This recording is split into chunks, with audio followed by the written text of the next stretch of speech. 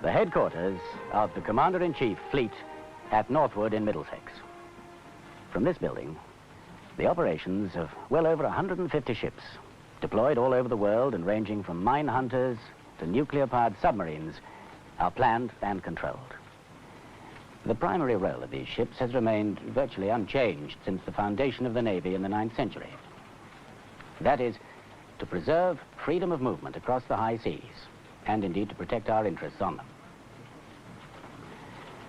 Now, in order to carry out this vital job, it's clearly essential for the fleet to maintain at all times a high degree of efficiency in readiness for any emergency. The aim of this film is to show you some of the men of the Royal Navy training to carry out a variety of operational tasks. You'll be seeing a destroyer engaging in shore bombardment using her 4.5-inch guns, the destruction of an aircraft by the Sea Slug medium-range surface-to-air missile, a large group of ships replenishing at sea, the Royal Marines on patrol in Norway and carrying out landings from a commando carrier, and finally, the firing sequence of our ultimate deterrent, Polaris. But first, let's have a look at the basic unit of the fleet, the frigate.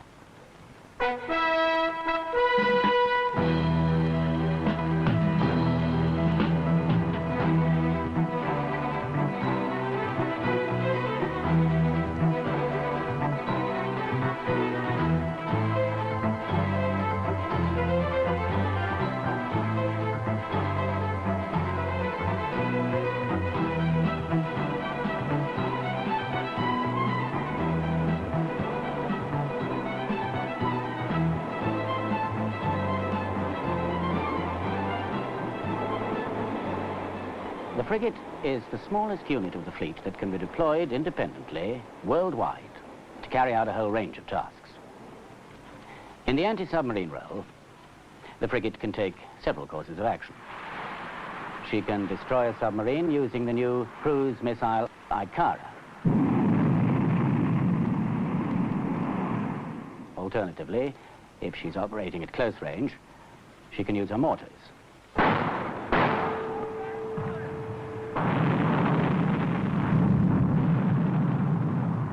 Operating in conjunction with the large multipurpose Sea King helicopter, which is equipped with dipping sonar, the frigate can pinpoint and track down a submarine at a considerable distance. Finally, the frigate can guide her own Wasp helicopter, armed with 2 homing torpedoes, onto a target many miles from the ship.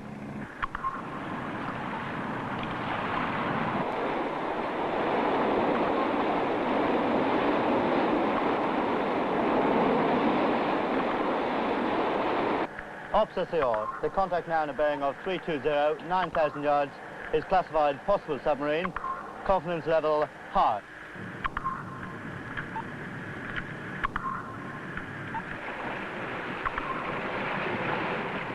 Flight deck bridge, launch the Wasp. The wind is from red 15 at 22 knots.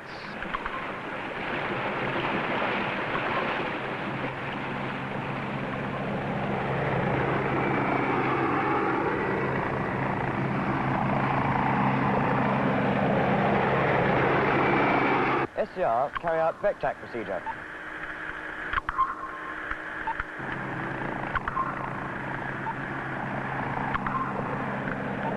"464, this is Delta Alpha.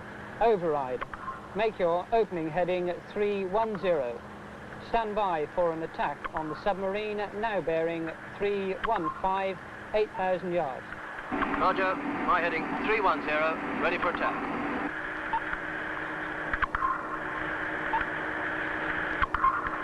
Submarine altered course to starboard. Submarine course 115. 464, this is Delta Alpha. Stand by to drop 2 torpedoes.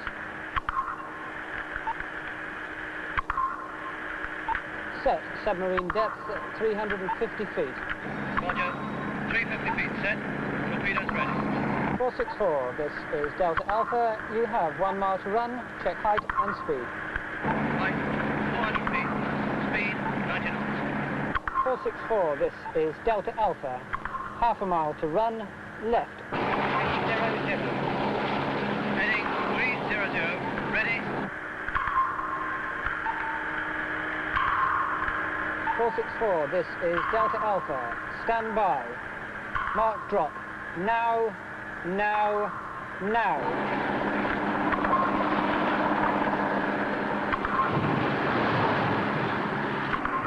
One torpedo away.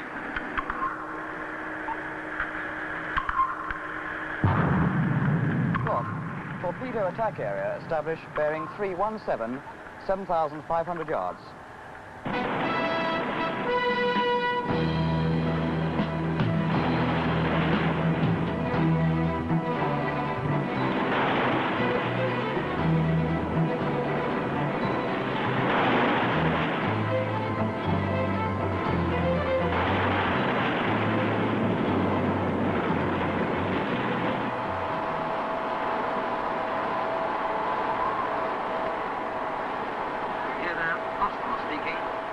This forenoon, the task force is carrying out a replenishment at sea. The rest of the force has already started and are forming up in line abreast, centered on HMS Fife. We are joining from ahead to carry out a fuel replenishment by the astern method. Therefore, special sea dutymen close up, assume damage control, state 3, condition Yankee, replenishment party, muster on the forecastle.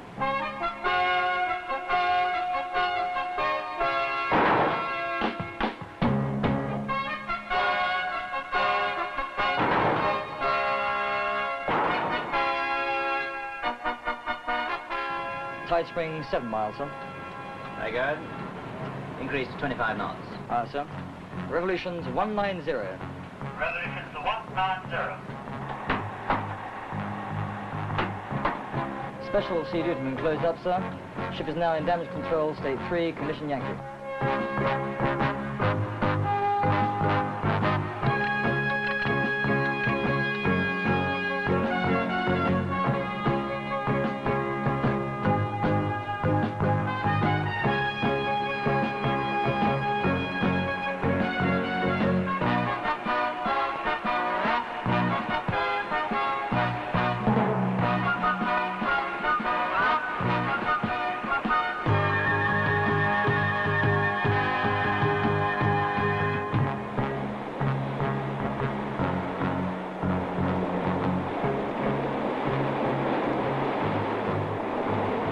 Tide spring now 1 mile, sir.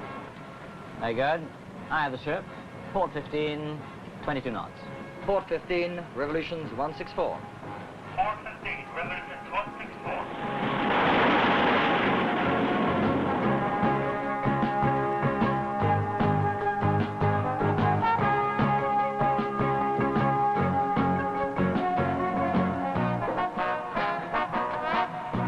Seven port, sir, making your approach now.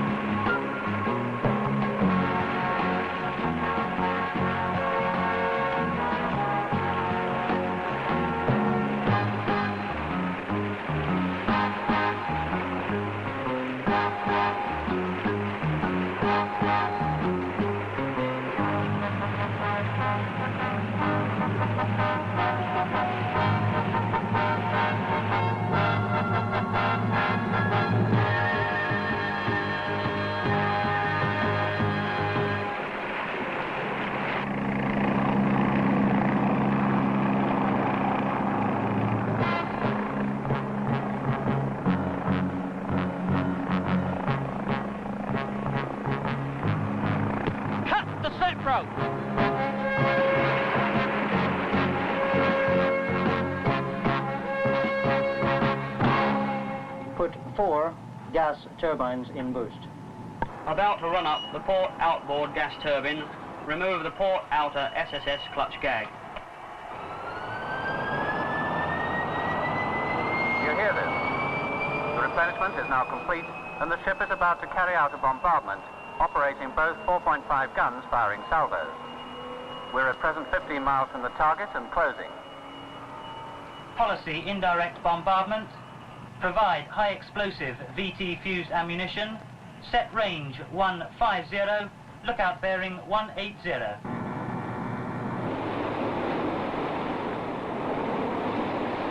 Four fives stood 2. Set target course 250, speed 2. Request a call for fire. This is Yankee Foxtrot. Request call for fire. Stand by to start the box in 2 minutes' time. Initial bearing 180, range 154. Target height 100 feet. Box started 1503. Gun target line 181. 4-5s, salvos. Engage.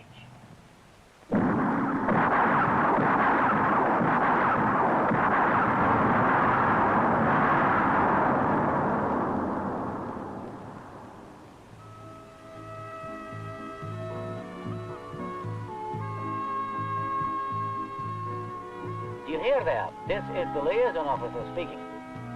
As you know, the ship is about to start a 5-day visit to Auckland.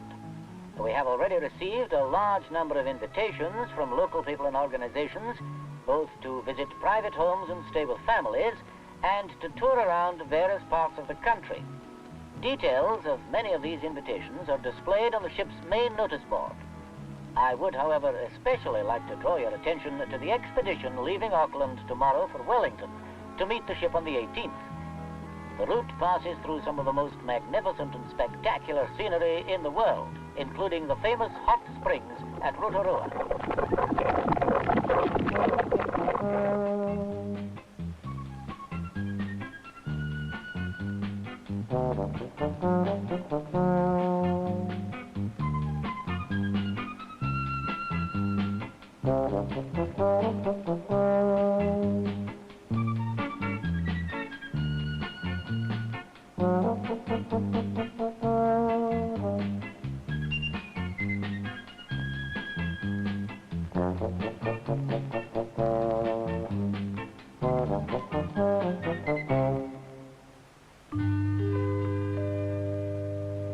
Tonight on 5TV we have someone to talk to us about the Sea Slug missile system. Good evening, John. Good evening. Could we start with you telling us how Sea Slug fits into the weapon systems of the ship as a whole? Yes, the ship, as you know, is fought from the operations room, which is really the nerve center of all the weapon systems in the ship. The central brain, if you like, of this nervous system is a large digital computer fed with target information from radar and sonar sensors, and it then processes this information and feeds it back again to the weapon systems in a usable form. There must be a lot of electronic equipment involved with all this. Does it present any maintenance problem? It's not a problem. Generally speaking, the equipment is pretty reliable, but of course we do carry a large team of maintainers with us to ensure that it remains that way. They work in various workshops and offices all around the ship. The actual missile weighs about 2 tons and it's about 20 feet long. It is basically an anti-air missile with an anti-ship capability. Could you perhaps explain a bit about the system behind the missile? Yes, certainly. If we start down with the director, this is really an aerial system for 3 different radar sets. The first one actually tracks the target. The second one guides the missile. And the third gathers the missile after it's been fired into the guiding beam, which then takes it straight off to the target. Where are the missiles stowed? In magazines, which take quite a large proportion of the ship, so that we can crowd as many in as possible. Some of them are stowed without their wings and fins on, so they have to be virtually reassembled before they can be taken out and fired. In the magazines, there's a system rather like an underground railway, and the missiles are moved very quickly indeed along on trolleys. Perhaps you could finish by telling me what is a real anti-aircraft action like. Yes, indeed. Well, if we assume that the enemy aircraft is actually transmitting on his radar, then the whole sequence would probably commence with the electronic warfare director reporting the detection of an incoming enemy aircraft. Enemy aircraft radar, bearing 040. Enemy aircraft approaching from 040. Sea-Slug AR, 040. Come 40 degrees to port. Engage aircraft track 2222 with Sea-Slug.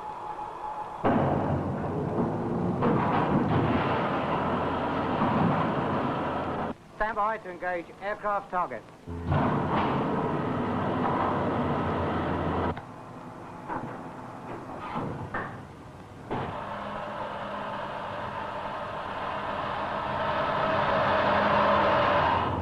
Launcher loaded.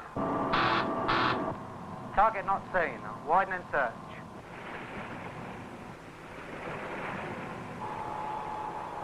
Ranger ready. 901 acquired.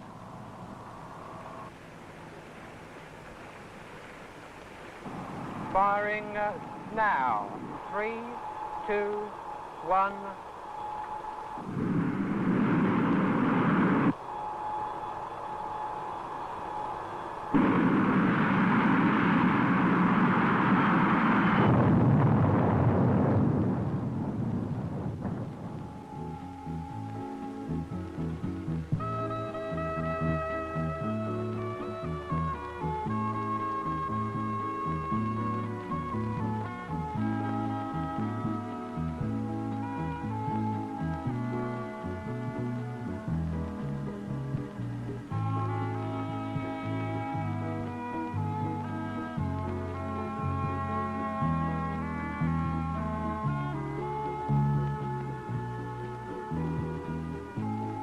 Some 11,000 miles from Sydney, in the north of Norway, a specialist force of Royal Marine Commandos train for 3 months each year to live and fight in the Arctic winter. The main task of 4-5 Commando as an Arctic ski-trained warfare unit is to support the northern flank of the NATO alliance.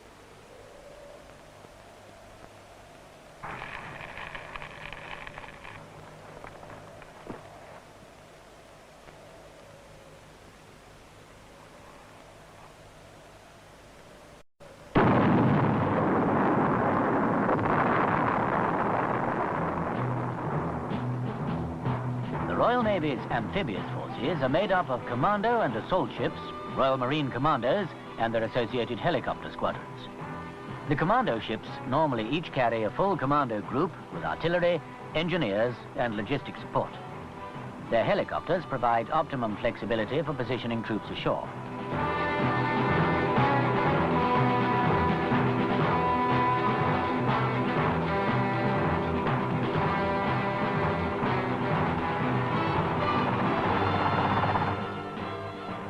The assault ships carry the command and control facilities and the heavier vehicles, equipment and landing craft necessary to support the units ashore.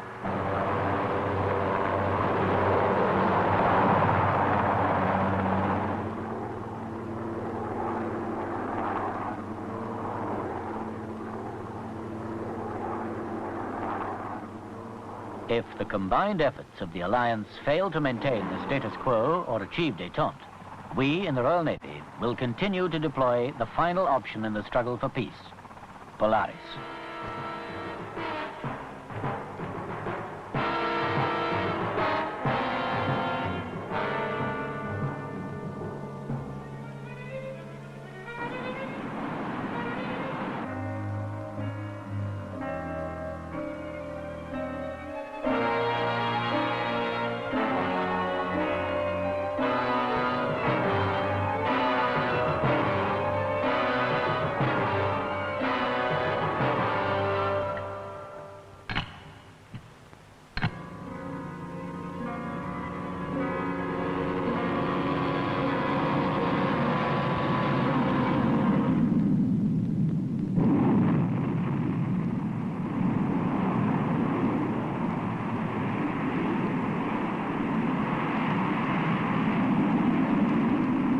So much for the ships of today's Navy. What of the future? The new anti-submarine cruiser, HMS Invincible, is now being built by Vickers at Barrow in Furness. When completed, she'll be about 19,000 tons. She'll carry a squadron of helicopters, and she'll also be capable of operating vertical takeoff aircraft. She's expected to go into service in the late 1970s. The first of a new class of frigate, HMS Amazon, is now at sea. She's faster than any other frigate in the fleet, and later ships of this class will carry the new surface-to-surface missile, Exocet.